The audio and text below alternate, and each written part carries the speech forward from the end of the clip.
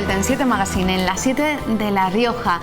Y en este programa ya saben que dedicamos un espacio a hablar de la cultura y en este caso vamos a hablar de teatro y vamos a ir hasta Haro. Vamos a hablar con el concejal de Cultura de Haro, Leopoldo García. Hola Leopoldo, ¿qué tal? Bienvenido. Pues buenas tardes, Silvia.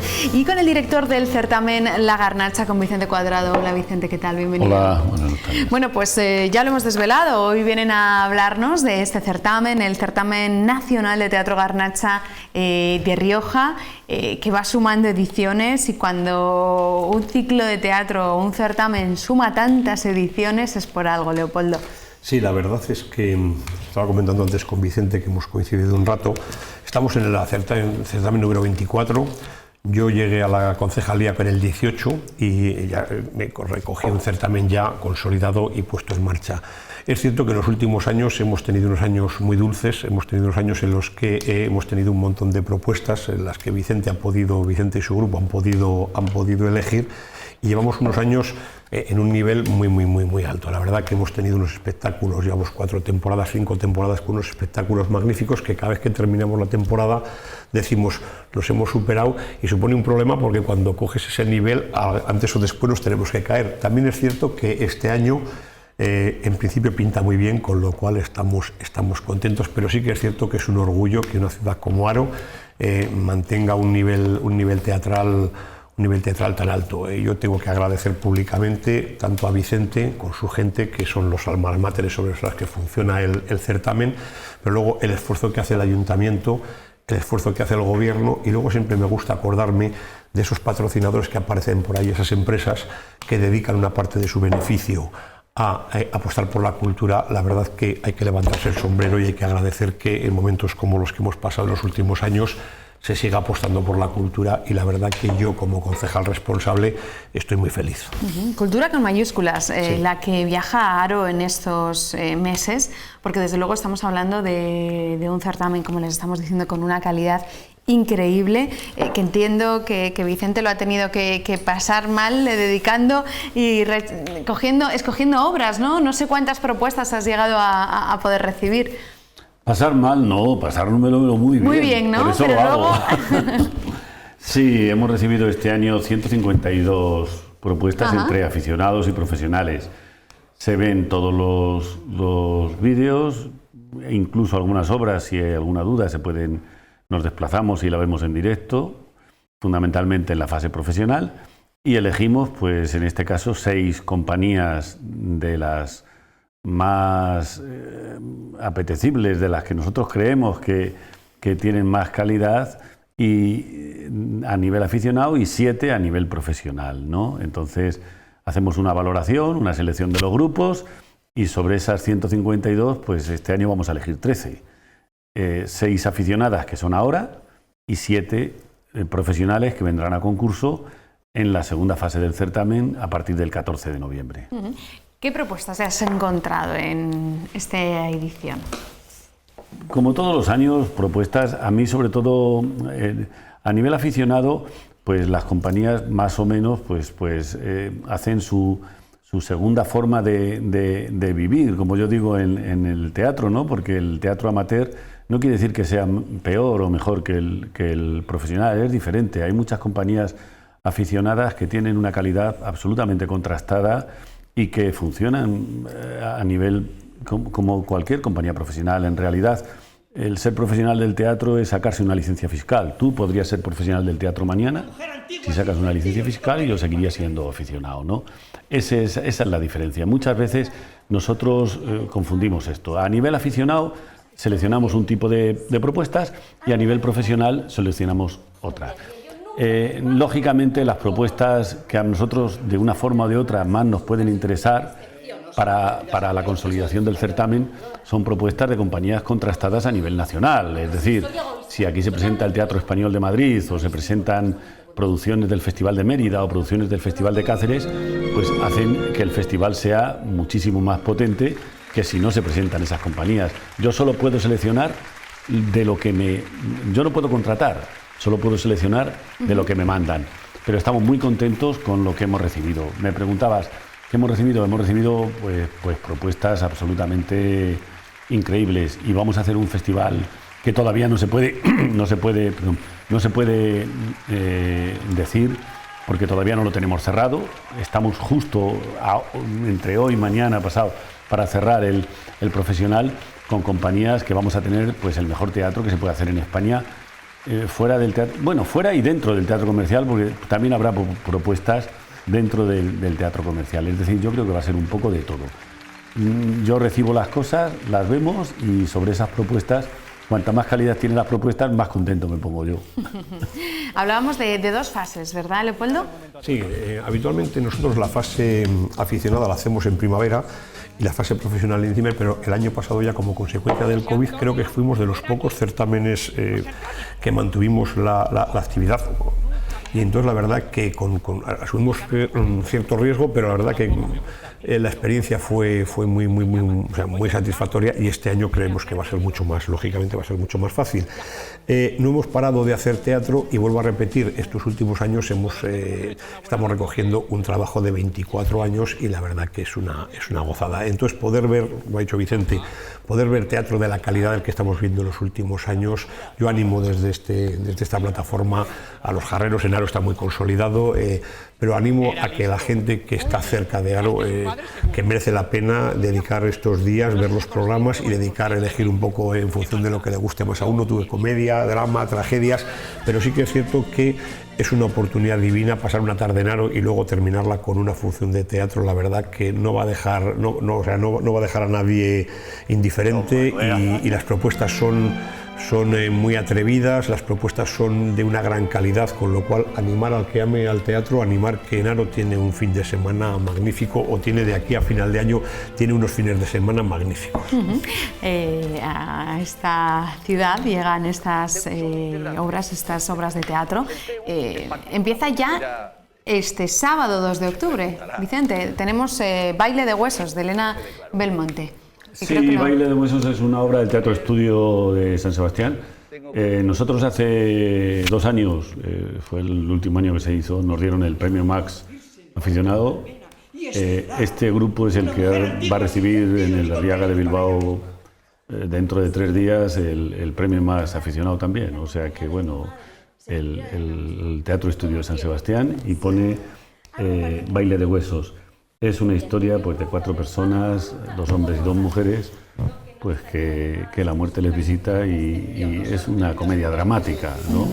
Y va a salvar a uno de ellos, y los otros, o a 3 de ellos, y uno se va a ir con ella, ¿no? Con la parca. Es una comedia dramática y es una cosa pues muy bien construida, muy bien hecha, como todo lo que traemos, ¿no? Entonces esa es la primera. Y la segunda es la que por un problema médico de uno de los componentes del grupo, nos ha fallado, el Florido Pensil, de Andrés Opeña. La obra basada en el libro de Andrés Opeña, en el cual narra esa infancia que yo viví. Vosotros no, pues sois mucho más jóvenes. Entonces, bueno, no se puede hacer esa función, y la hemos sustituido por otra compañía. Es el Duende de Lerma, y va a hacer un texto de José Luis Alonso de Santos que se llama La sombra, de don Juan Tenorio. Esa es la sustitución que hay. Para el día 9 de octubre, para el día sábado 9 de octubre. Sí. Luego nos iríamos al martes, al 12 de domingo octubre. 10, al domingo 10. ¿Domingo 10? Domingo 10, sí. Domingo 10, se llama Heridas, las mujeres de Federico García Lorca. Federico García Lorca, dentro del escenario, pues presenta a 5 de sus mujeres más representativas, desde Mariana Pineda, a Bernarda Alba, a Rosita la soltera, la madre de Bodas de Sangre, o Yerma, ¿no? Entonces, bueno, se ven 5 pequeñas trocitos de las 5 mujeres llevadas por García Lorca. El martes 12 de octubre, Las heridas del viento, de Juan Carlos Rubio, muestra una obra dramática de uno de los autores más consolidados actualmente del teatro español, Juan Carlos Rubio, 2 actores. Y el día 17 de octubre, también entre los unos y los otros 2 actores nos presentan a 2 figuras tan significativas como Azaña y Unamuno, muertos los 2, y Azaña y Unamuno que tienen su conversación después de muerto. Y terminamos el sábado 23 de octubre con con Serendipia, una obra de un grupo valenciano que es clown, es la farsa, la caricatura y 4 actores con una comedia muy actual. Pues ahí estaba la presentación de esta primera parte del certamen, como nos contabais, que empieza ya este sábado. Ya hay plan de teatro en Haro, ya se puede disfrutar de este certamen nacional de teatro. Hay 2 eventos en La Rioja que marcan, en Haro, que marcan, uno es el verano, que es el certamen de globos, que hemos hablado antes. Si no hay certamen de globos, no hay verano en Haro. Y ahora viene, cuando empieza la vendimia, viene el certamen de teatro. Si no hay teatro en Haro, no hay otoño, con lo cual vamos a disfrutar de un paisaje espectacular, porque La Rioja Alta, estas fechas de vendimia se pone preciosa cuando salen esos rojizos y demás. Y además de eso, vamos a disfrutar del teatro, vamos a disfrutar de una propuesta de teatro que, aunque es aficionada, yo lo decía antes, Vicente, tiene una calidad espectacular. Y antes, cuando Vicente decía nos han dado el Max a ellos y a la compañía que viene, el Max, para el que no lo sepa, es el Oscar del premio de Hollywood, con lo cual yo fui a ver la entrega del Max y se me caía la baba, porque la verdad que siempre alabo el trabajo del grupo de Garnacha. Es un orgullo trabajar con ellos, pero es que además se lo han ganado, o sea, están allá arriba porque se lo han ganado, se lo han currado. Son 24 años más los que hicieron antes, y la verdad que cuando tienen ese premio no es por casualidad, sino que es por toda una vida de trabajo, y eso se disfruta y se recoge. Pues nuestra enhorabuena también, desde aquí. Pues nada, solo queda disfrutar del teatro también, de esa propuesta cultural que llega con un otoño cultural interesante en Haro, porque bueno, yo pienso, perdona, sí, que desde el día 2 de octubre al día 18 de diciembre quiero significar que va a haber 20 espectáculos, alrededor de 20 espectáculos en Haro, en La Rioja y en Haro, 20 espectáculos de un nivel absolutamente contrastado y total. Es decir, va a haber, salvo 2 fines de semana, prácticamente todos los fines de semana, teatro, buen teatro, dentro de una población de 12 o 13.000 habitantes, no lo sé.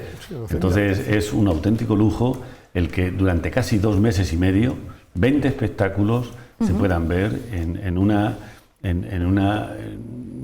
ciudad como Haro, que encima puedes disfrutar de muchas más cosas, ¿no? A poder a la gastronomía y el teatro me parece pues un colofón perfecto para poder estar en el otoño y que la gente se pueda ir a Haro para disfrutar de todo esto. Desde luego que sí. Pues nos habéis dejado con ganas de sentarnos en la butaca y disfrutar, desde luego. Gracias, Vicente, gracias, Leopoldo, gracias a los dos. Hablábamos del otoño cultural en Haro, y ayer conocíamos un poquito más de cómo será el otoño en lo meteorológico en La Rioja. Que este verano ha sido de contrastes. Hemos tenido una precipitación un poquito por encima de lo normal, pero eso ha sido gracias a un junio muy húmedo, porque hemos tenido luego a continuación un julio muy seco y un agosto seco. Respecto a las temperaturas, también hemos tenido una ligera anomalía positiva, pero también con irregularidades, puesto que hemos tenido, a pesar de esa ligera anomalía positiva, un agosto en el que hemos tenido una ola de calor, en el que hemos tenido el récord de agosto en Agoncillo, de 40,8 grados centígrados. Octubre, noviembre y diciembre, en general vamos a tener temperaturas un poquito por encima de lo normal, no tanto como en el centro de España ni como en el sur, que serán mayores, y precipitaciones un poquito por debajo de lo normal, aunque no tanto como en el centro peninsular. Si hacemos el análisis para octubre, noviembre y diciembre, de temperaturas primero en este caso, pues vamos a tener en La Rioja, en el conjunto de estos 3 meses, aunque aquí hablamos ya de muy largo plazo y es mucho más difícil predecir, pues de temperaturas un poquito por encima de lo normal, no tanto como en el centro de la península y en el sur, que se prevén mayores todavía. Y respecto de precipitaciones, un poquito por debajo, no tanto como en el centro de la península, que se prevén menos precipitaciones aún, pero sí precipitaciones ligeramente por debajo.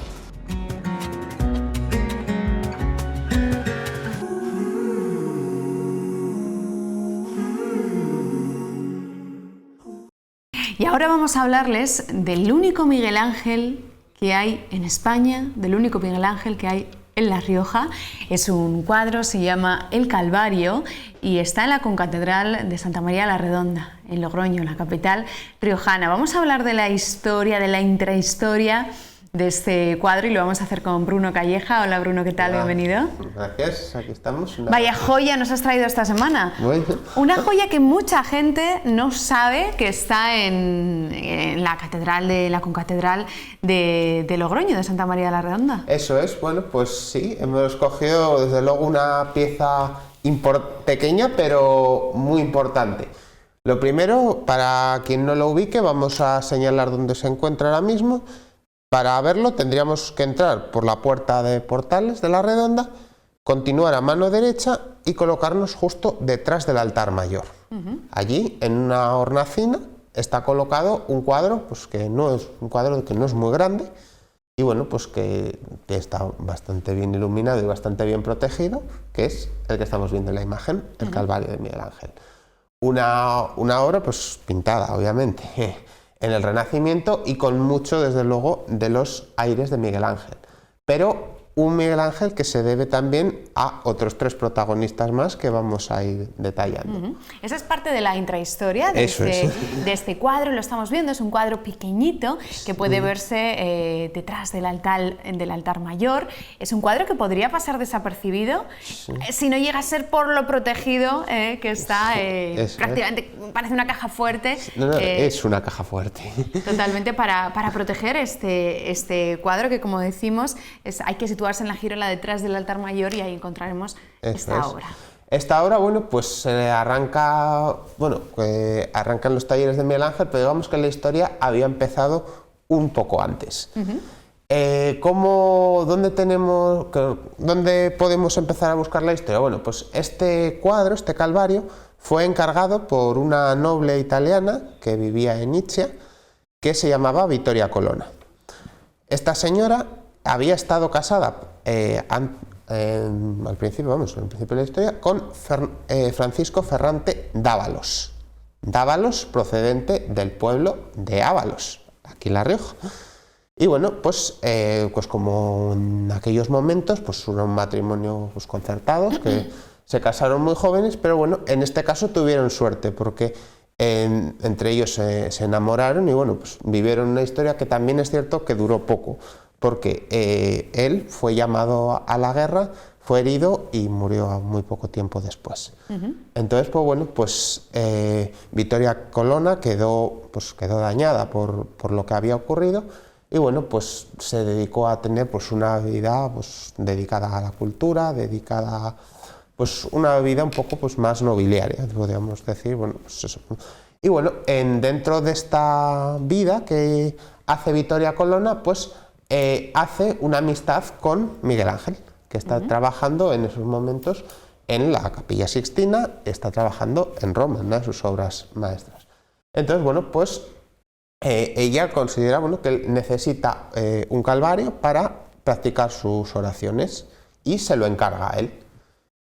Miguel Ángel pues recibe gustoso el encargo y le hace varios bocetos, le presenta varios dibujos. Estos dibujos actualmente se encuentran en el Museo Británico y en el Museo del Louvre. Y bueno, pues se lo hace, pero no es tal cual lo vemos en la imagen. Como todo hombre del Renacimiento, tiene una simetría el cuadro. Entonces, veríamos que el eje sería la propia cruz, la propia figura del Cristo, con las dos figuras en los dos lados. La tercera figura, que está, digamos, justo debajo, que es la Magdalena, esa en el primer momento, en los bocetos, esa imagen no está. Cuando Miguel Ángel lo entrega, esa imagen no está. Tenemos que ver, bueno, pues una imagen pues bastante típica. Pues este cuadro, Vittoria Colonna lo conserva durante su vida, lo recibe y bueno, pues lo tiene en su capilla hasta que ella fallece. Claro, cuando fallece, Miguel Ángel todavía sigue con vida y Miguel Ángel recupera su obra. Y es en este momento cuando introduce esa tercera figura. ¿Quién es esta tercera figura? Si seguimos el episodio bíblico, es María Magdalena. pero si nos fijamos en el retrato, es la propia Vittoria Colonna, que estaría ahí abrazando, digamos, en esa imagen de María Magdalena. Una imagen que es, pues, por la amistad que tiene con Miguel Ángel, pues él decide, pues como recuerdo, incluirla en este cuadro. Por recopilar un poquito la historia, por tanto, de este cuadro, tenemos a Francisco de Ábalos, riojano, que contrae matrimonio con Vittoria, fallece y Vittoria encarga a Miguel Ángel, que es amigo suyo, un cuadro, un calvario, y al fallecer Vittoria también Miguel Ángel la pinta a ella en este cuadro. Eso es, la introduce ahí y bueno, pues el cuadro queda ahí. Bueno, con el tiempo, pues obviamente Miguel Ángel fallece y el cuadro pues se queda en Roma, pues va pasando por diferentes manos y bueno, pues casi un siglo más tarde, un obispo, Pedro González del Castillo, va a Roma. Y bueno, pues en su estancia en Roma ve este cuadro y decide adquirirlo para colocarlo en su sepulcro. ¿Dónde estará este sepulcro? En la concatedral de Santa María de la Redonda, en Logroño. Bueno, pues así lo hace. A su vuelta, don Pedro González del Castillo trae el cuadro y lo coloca en su tumba. Es una tumba, la de don Pedro González del Castillo, muy llamativa. La podemos ver justo a la derecha del cuadro de Miguel Ángel, justo en la pared. Y bueno, ¿por qué nos llama la atención? Porque la figura que estaría, digamos, que tendría que estar yacente o que tendría que estar sentada, no lo está. Como vemos en la imagen, es una figura orante. Es el propio obispo. Y bueno, pues ahí donde él estaría orando, estaría colocado el Calvario de Miguel Ángel. Y bueno, ahí estuvo durante muchos siglos, sin que, digamos, porque la historia se perdió. Es decir, se colocó ahí el cuadro y ahí estuvo.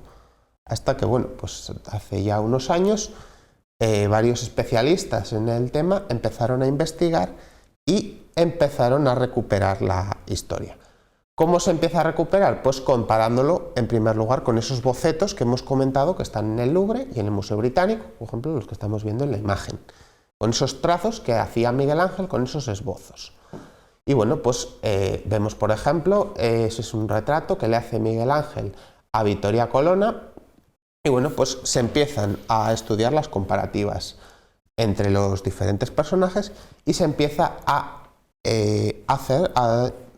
valorar la posibilidad de que efectivamente podríamos estar hablando de un cuadro de Miguel Ángel en España, el único.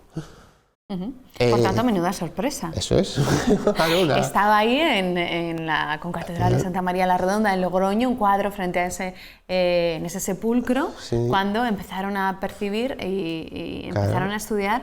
Y a ver similitudes con Miguel Ángel. Entonces, bueno, pues hay un estudio, vamos, se realiza un estudio, de hecho se publica un libro que bueno, nos cuenta un poco todos los detalles y por qué consideran que este cuadro es el cuadro original. Porque claro, luego pues esto siempre se dice, bueno, puede ser el cuadro original, puede ser una copia. Sí que es cierto que de este cuadro faltaría un estudio más en profundidad para cerciorar todavía más que estaríamos hablando de la obra original.